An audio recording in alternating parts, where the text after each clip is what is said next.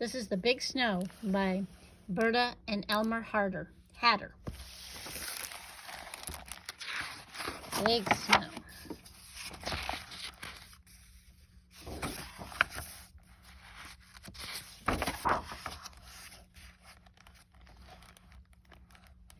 Honk, honk, honk. The wild geese were flying south. The big harvest moon had come and gone. Red and gold were the leaves on the maples and oaks, and the wind that blew down from the north was cold. Mrs. Cottontail and the littlest rabbit sat on the warm brown earth of the vegetable garden. Far below, at the foot of the hill, the broad waters of the river ebbed slowly to the ocean. They stared into the sky at the flock of wild geese.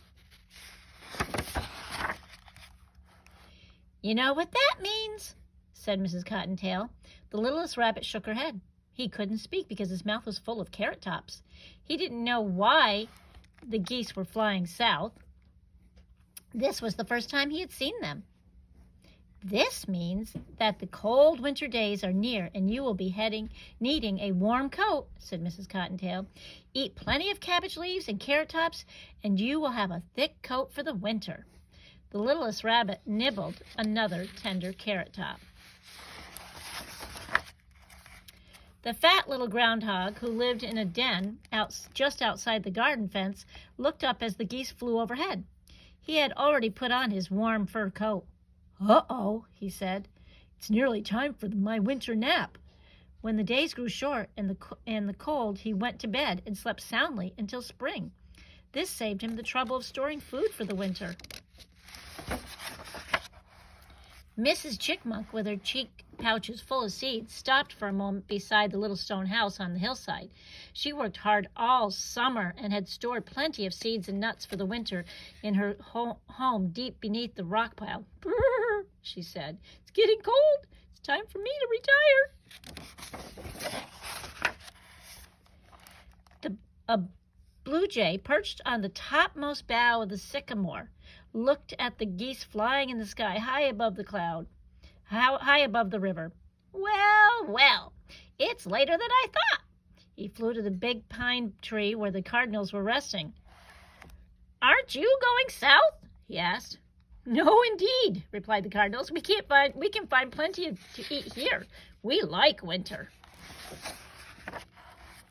Song sparrows chirped happily in the hillside. They paid no attention to the geese in the sky, for they did not mind the cold weather. They knew that the meadow grasses were heavy with seed, and so were the birches and the ash trees. A bluebird sat on the roof of the house built of cedar, and he looked at a fat robin at the lawn below. "It's high time to go south," he called. "Not for me," said the robin. He tugged and pulled a fine fat worm out of the ground. "I'm staying here this winter." High on a hill, a brown wood rat stopped to look at the geese. Hey, he squeaked. "There you go." He knew cold weather was coming, and he had carried seeds and nuts to his nest under a big rock. The ring-necked peasants roaming through the woodland only stared at him. They never thought of leaving their home for the south. There was plenty of food for them on the hill if they didn't mind the cold.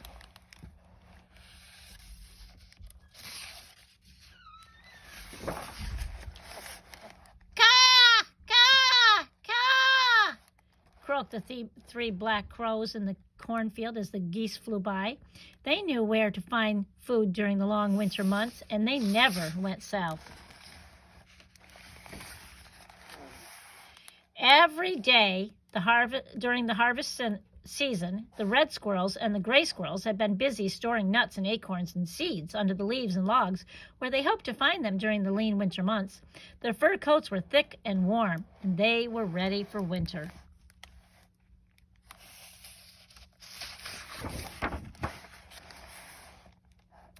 The pretty white-footed wood mouse flicked his long tail as he looked at the geese flying high in the sky.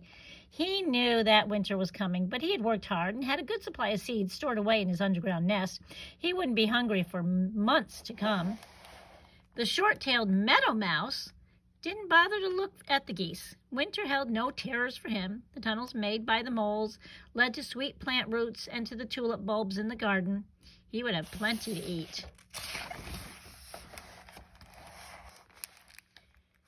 Shy white-tailed deer browsed in the woods that covered the ridge at the top of the hill. Their coats were already thick and warm. Some of the deer saw the flying geese, but they never thought of leaving their woodland home where there was food for all, growing so plentifully.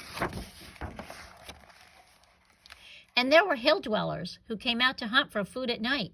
The skunk family, who lived under the wood pile, didn't care which way the geese were flying. They were happy and content on the hillside.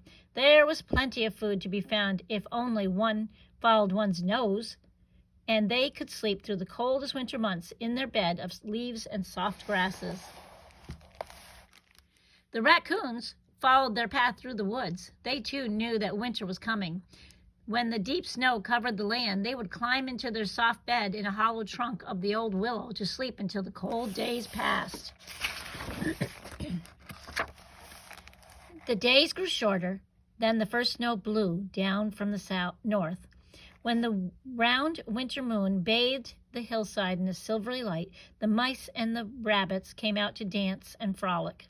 The skunks, the raccoons, and the deer left well-marked trails in the early winter snow.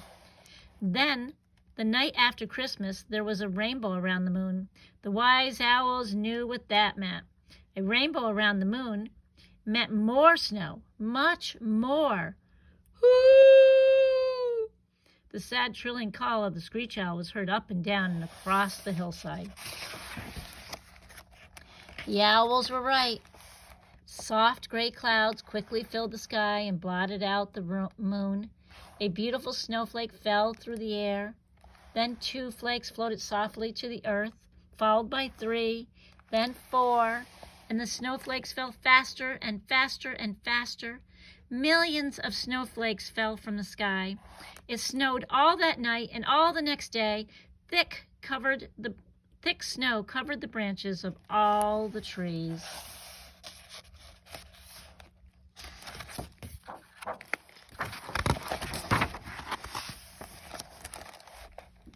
A blanket of snow covered the meadows, the hills, and the valleys.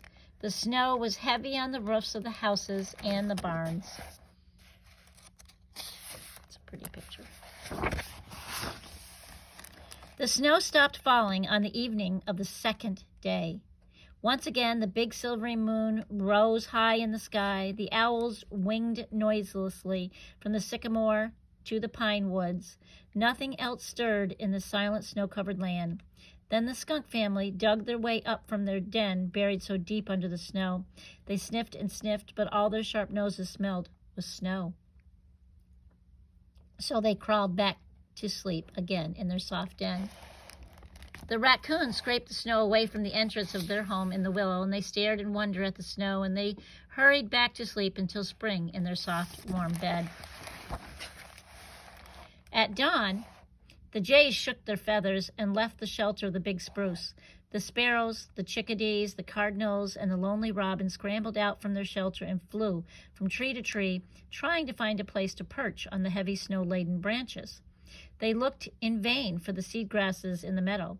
Ice and snow covered everything, even the seeds of the birches and the ash trees, and the jays and the crows took wing to hunt for food, and the jays flew north in great circles, and the crows flapped slowly south. They're all moving now. The deer huddled together in the deep woods. Drifts of snow covered the bushes and grasses that furnished them with snow. The deer were hungry. Mrs. Cottontail and the little rabbits were hungry too. They came out from their nests underground to hunt for food. Snow, snow, nothing but snow, and the birds and the animals of the hill were very hungry. Then the sun rose above the hills, bright and clear. The sharp eyes of the jays saw a little old man in a bright red cap come out of the stone house. He slowly shoveled a path through the deep snow. He was followed by a little old woman dressed all in green. She scattered seeds and nuts and breadcrumbs to right and to the left. The cry of the blue jays echoed over the hillside. Food! Food! Food! They cried again and again. All the birds on the hill heard the happy cry. Caw! Caw! Caw! Croaked the crows as they saw the little old woman put pans of food back of the house, and the little old man drag hay from the shed and scatter corn on the snow. Food! Food! Food! They called, and their cries were heard by the deer in the woodland away at the top of the hill. The squirrels heard them too and raced through the treetops. The snow had covered their hidden stores of nuts and acorns, and they were hungry. The skunk family and the raccoons, deep in their long winter sleep, did not hear the crow's call. In her warm burrow under the rock pile, the chickmunk opened a sleepy eye. She ate a few peanuts, then she closed her eyes again to dream of the spring days to come. All the other animals hurried as fast as they could through the snow to the little stone house. The cardinals and the sparrows, the chickadees and the lonely robin flew to their banquet, chirping and singing. The hungry pheasants in the woods heard the glad tidings and joined the happy throng. Wow, they're all eating. The groundhog didn't wake up until the second day in February. He pushed up through the snow and looked about. The sun was shining brightly, and there on the snow, the groundhog saw his shadow. Uh-oh. I know what that means, he said. There will be 6 more weeks of winter. He hurried back to his den to sleep until spring. The groundhog was right. It was a long, cold winter for the birds and the animals on the hill, but the little old man and the little old woman put out food for them until the warm spring came. And that was the end of the big snow. The end.